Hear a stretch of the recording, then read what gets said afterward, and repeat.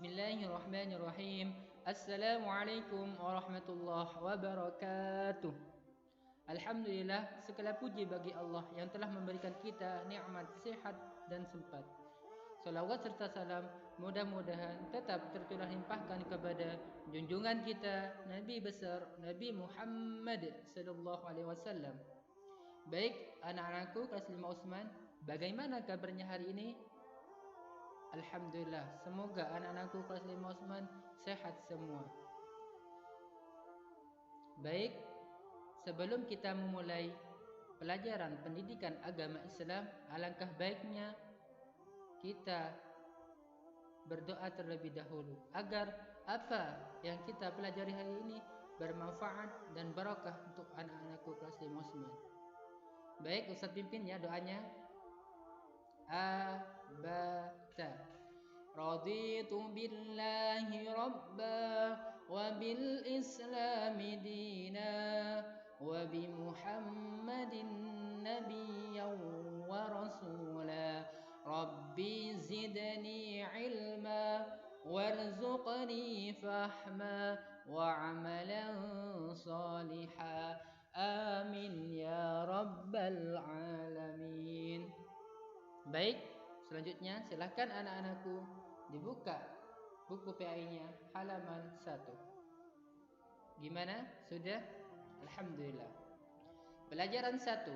Mari belajar Al-Quran surah At-Tin. A. Membaca surat At-Tin. Jadi kita akan belajar surah At-Tin yang pertama. Perhatikan Ustadz baik-baik. Bismillahirrahmanirrahim. Wattini wazzaitun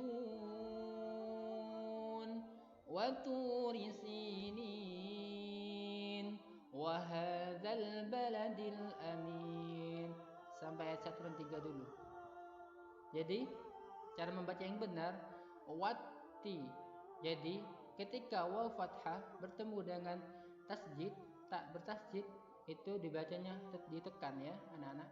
Wattini wazzaitun. Ini juga waw bertemu zai bertasjid ditekan. Wazzaitun. Ayat kedua, waturi sinin. Ketika harokat kasrah itu dibaca tipis ya anak-anakku. Waturi sinin, risinin. Ini kan kasrah semua, jadi dibaca tipis. Ini dinamakan dengan tarkib ya. Terus ayat ketiga, wahadzal baladil amin. Ketika fathah, waw fathah, ha fathah, zal fathah, ini tebal. Waha dibuka mulutnya. Wahadzal baladil amin. Baik, Ustaz akan baca ayat 1 dan sampai 3. Bismillahirrahmanirrahim. Wattini wazzaitun wa turi sinin wa hadzal baladil amin. Berikutnya ayat 4 sampai ayat 8. Ustaz baca terlebih dahulu. Laqad khalaqnal insana fi ahsani taqwim thumma radadnahu asfala safilin illa alladhina amanu wa 'amilus salihati falahum ajrun ghairu mamnun. فما يكذبك بعد بالدين أليس الله بأحكم الحاكمين. Baik anak-anakku, ayat 4 perhatikan Ustaz baik-baik di PowerPoint ini. Laqad ini mantul ya. Laqad jelas, laqad dan mantul. Ini di tajwid dinamakan dengan idhar khalqi. Laqad khalaqa. Ini juga khalaqa. Laqad khalaqnal insana fi ahsani taqwim. Jadi mantul. Berikutnya thumma radadnahu asfala safilin. Asa dhammah bertemu mim tasjid ini dengung ya, dibaca dengung. Thumma radadnahu asfala safilin. Terus ayat berikutnya, illal ladzina amanu wa 'amilus solihati falahum ajrun ghairu mamnun fama yukadzibuka ba'du biddin alaysallahu biahkamil hakimin. Alaysallah ini kalimat Allah ya, ini fathah Allah jadi tebal. Alaysallahu bi ahkamil hakimin. Ya, gitu anak-anakku belajar membaca surah At-Tin dengan benar. Silakan berikutnya. Silakan dibuka anak-anakku yang B sekarang. Halaman 4 yaitu menghafal surah At-Tin. Gimana? Sudah dibuka? Alhamdulillah. Tadi kita sudah belajar membaca surah At-Tin dengan benar. Sekarang menghafal. Bagaimana cara menghafal surah At-Tin? Begitu. Ustaz kasih tahu contohnya. Perhatikan baik-baik anak-anakku. Ustaz mulai. Bismillahirrahmanirrahim. Wat-tini waz-zaitun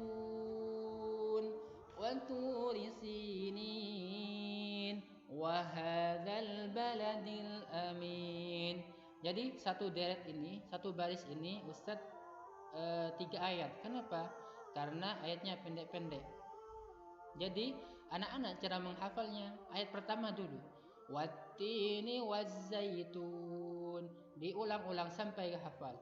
Sampai 3 kali belum hafal. Wat-tini waz-zaitun sampai 5 kali. 5 kali belum hafal satu ayat sampai 7 kali. Insyaallah nanti kalau diulang-ulang akan hafal. Begitu ayat berikutnya, wa turi sinin. Diulang-ulang sampai 3 kali, 5 kali, 7 kali. Ayat ketiga begitu juga. Wa hadzal baladil amin. Diulang-ulang sampai 3 kali, 5 kali, 7 kali. Kalau sudah hafal ayat 1, ayat 2 dan 3, maka digabung anak-anakku cara ngafalnya. Wat-tini waz-zaitun wa turi sinin wa hadzal baladil amin. Jadi ayat 1 dan 3 sekali duduk atau sekali baca. Kayak gitu. Terus ayat keempat. Ya, bagaimana menghafal ayat keempat? Ini di Ustaz satu baris, ini 2 ayat 4 dan 5. Laqad khalaqanal insana fi ahsani taqwim. Sama ya kayak tadi, diulang sampai 3 kali, 5 kali, 7 kali sampai hafal ayat 4. Berikutnya juga gitu ayat 5. Ya digabung ya. Maksudnya dihafal ya sampai lancar. Bisa 3 kali, 5 kali, 7 kali. Kalau sudah lancar ayat 4 dan 5 digabung.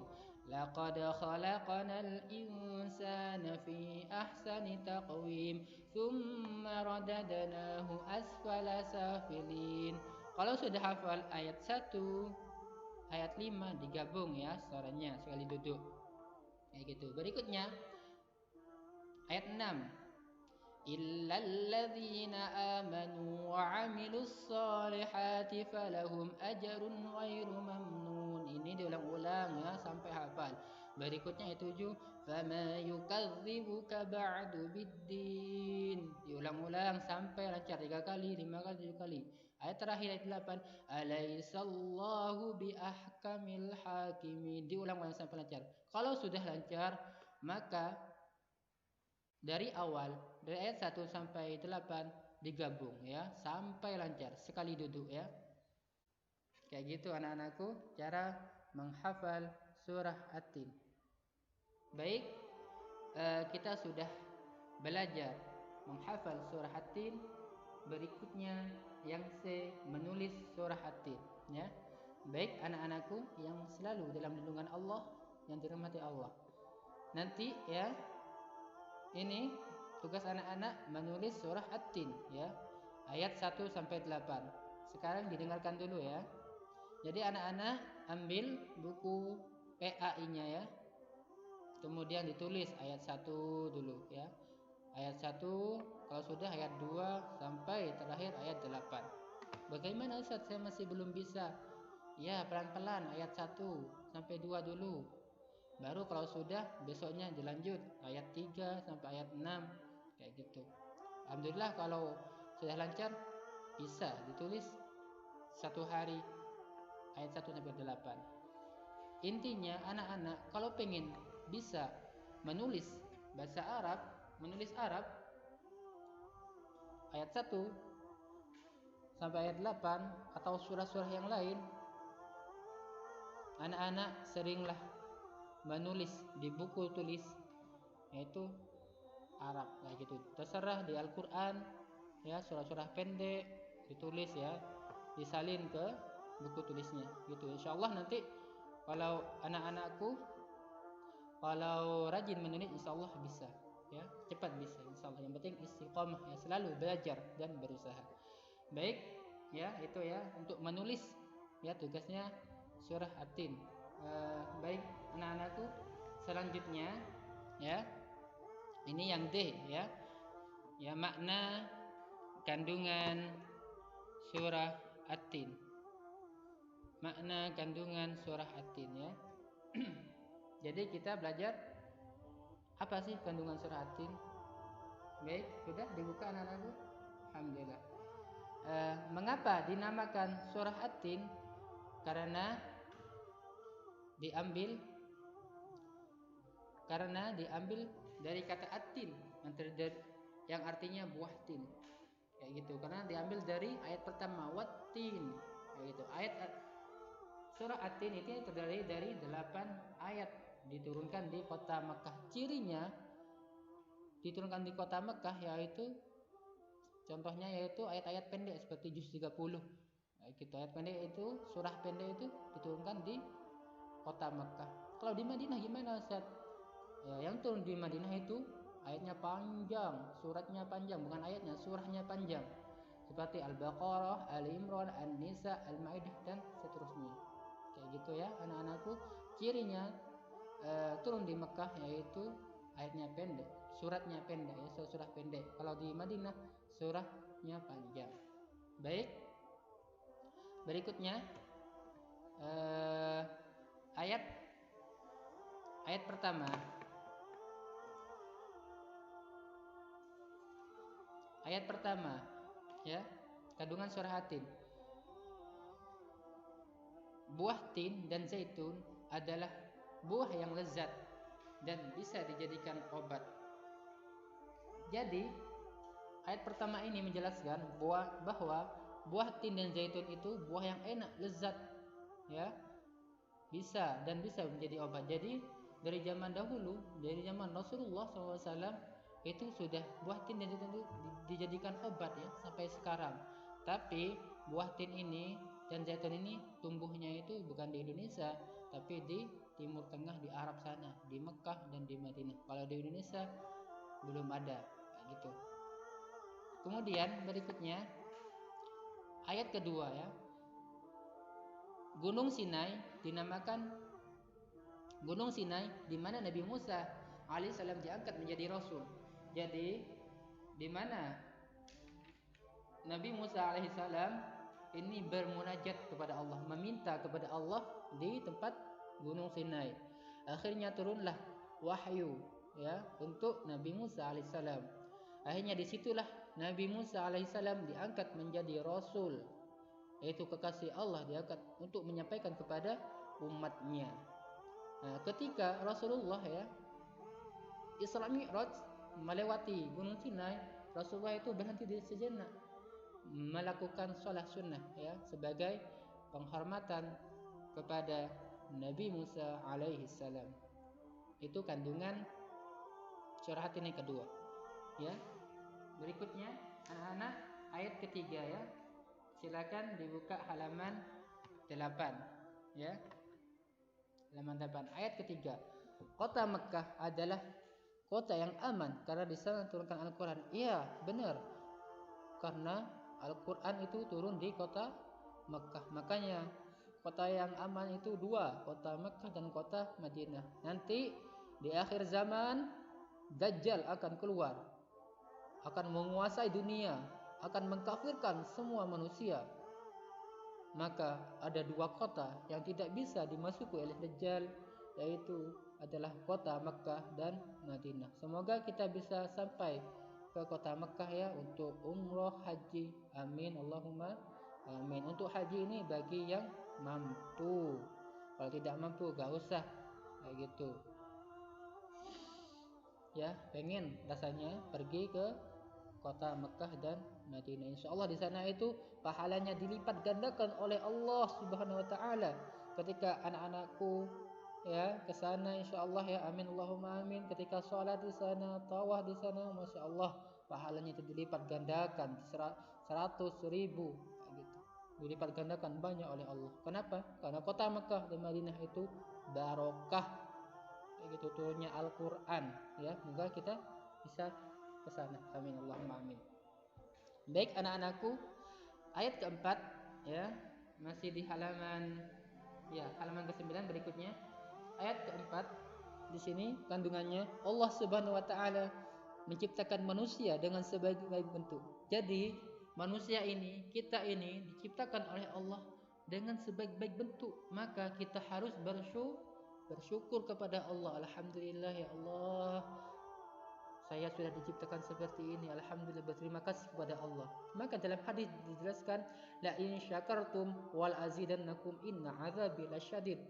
Jika ada hambaku yang bersyukur, maka aku akan tambah nikmatnya.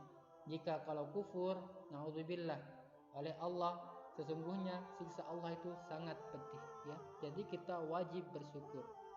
Ya, Allah menciptakan manusia dengan sebaik-baik bentuk.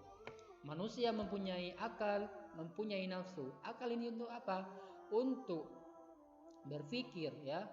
Ketika kita melakukan sesuatu, maka kita berpikir, oh ini baik atau enggak untuk kita. Oh ini baik atau buruk untuk kita. Jadi berpikir dulu. Nafsu juga gitu. Kita harus bisa mengontrolnya. Contohnya anak-anak pengen ini, pengen itu, makanya harus bisa dikontrol. Jangan sampai ikutin hawa nafsu. Naudzubillah, kalau anak-anak ngikutin hawa nafsu nanti bisa menjadi hina ya. Nanti ayat selanjutnya dijelaskan kayak gitu. Jadi manusia itu mempunyai akal untuk berpikir dan hawa nafsu kayak gitu. Ayat selanjutnya ayat 5 ya. Ayat ke-5. Manusia akan turun derajatnya menjadi hina jika akhlak atau sikapnya tidak baik ya. Jadi manusia akan hina jika akhlak itu apa Ustaz? Akhlak itu tingkah laku kita kepada orang tua, kepada guru, kepada teman, kepada masyarakat sekitar. Kayak gitu. Makanya anak-anakku akhlaknya harus baik kepada orang tua, terutama orang tua, bapak dan ibu. Ketika orang tua menyuruh, "Nak, tolong belikan ini," langsung jalan. Jangan sampai bilang, "Tunggu bentar mah, masih sibuk." Jangan seperti itu anak-anakku ya. Naudzubillah. Jadi anak yang saleh itu taat kepada Allah, kepada orang tua, kepada guru, gitu ya. Makanya anak-anakku berbaktilah kepada kedua orang tua. Makanya ada hadis yang mengatakan ridallah wa ridal walidain wa suhtullah wa suhtul walidain. Ridhonya Allah itu terletak kepada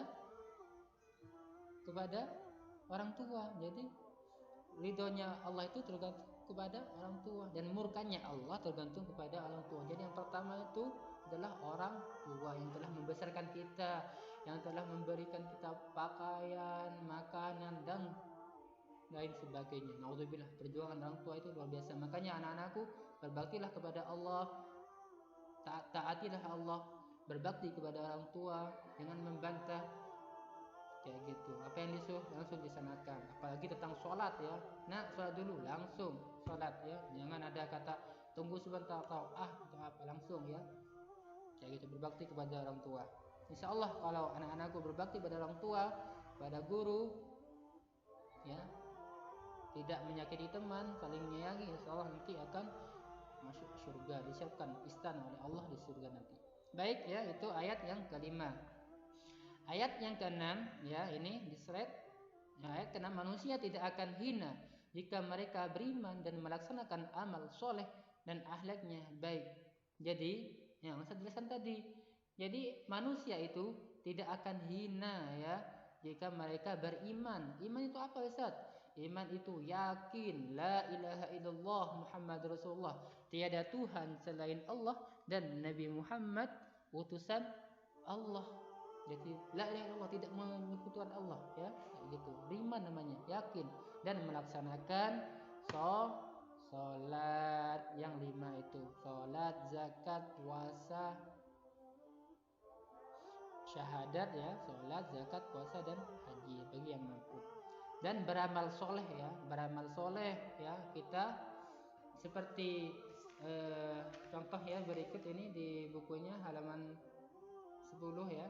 Ini beramal soleh seperti kita memberi kepada orang yang tidak mampu, memberikan kepada teman yang beri sedikit ya harta kita, atau juga bisa dengan amal soleh itu dengan membantu teman. Ketika di sini di gambarnya ini, ketika teman ini terjatuh naik sepeda, maka kita membantunya. Dan gambar berikutnya yaitu lagi sholat kayak gitu. Ini termasuk amal soleh kayak gitu. Dan akhlaknya baik ya, harus baik ya, tadi yang saya jelaskan tadi.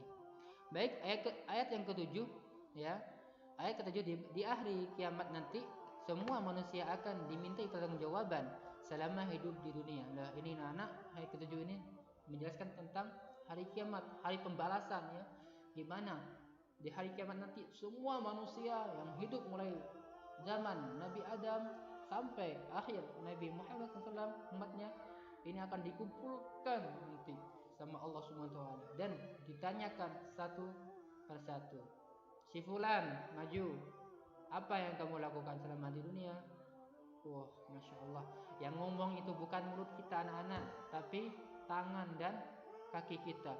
Ketika tangan kita hidup selama di dunia pernah mencuri, maka tangan ini akan ngomong nauzubillah.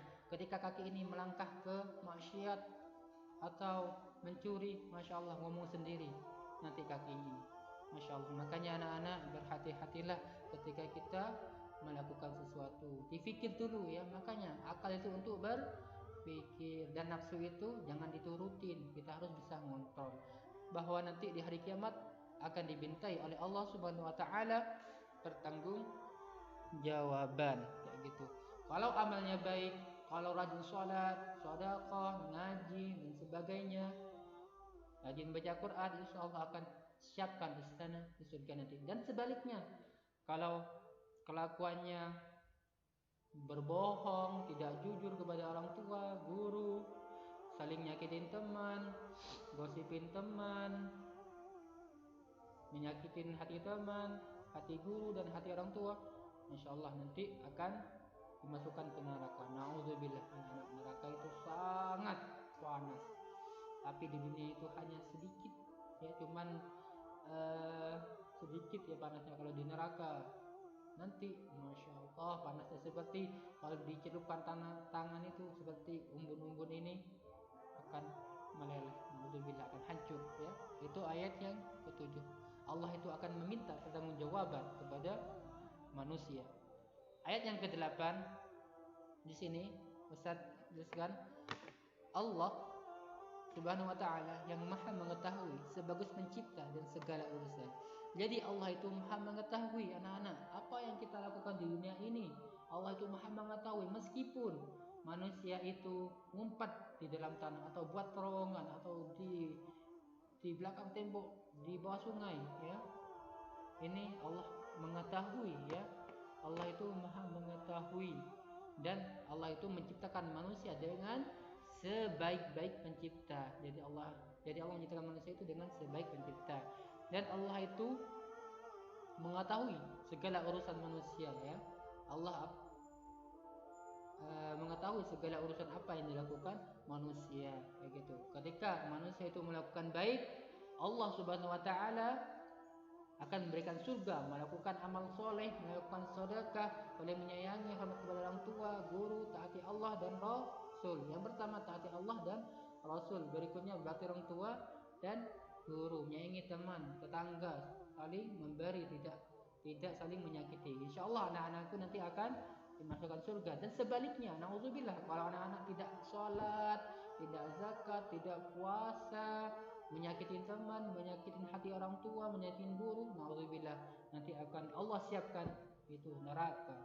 Neraka yang paling bawah itu neraka jahanam, naudzubillah ya. Anak-anakku seperti itu ya. Ini adalah kandungan surah At-Tin dari ayat 1 sampai 8. Ya, alhamdulillah anak-anakku sudah ya kita belajar kandungan surah At-Tin ayat 8. Alhamdulillah apa yang Ustaz sampaikan tadi dari awal, dari Ustaz menjelaskan tentang membaca surah At-Tin dengan baik dan benar, yang kedua menghafal surah At-Tin, kemudian menulis ya. Nanti anak-anak menulis ya.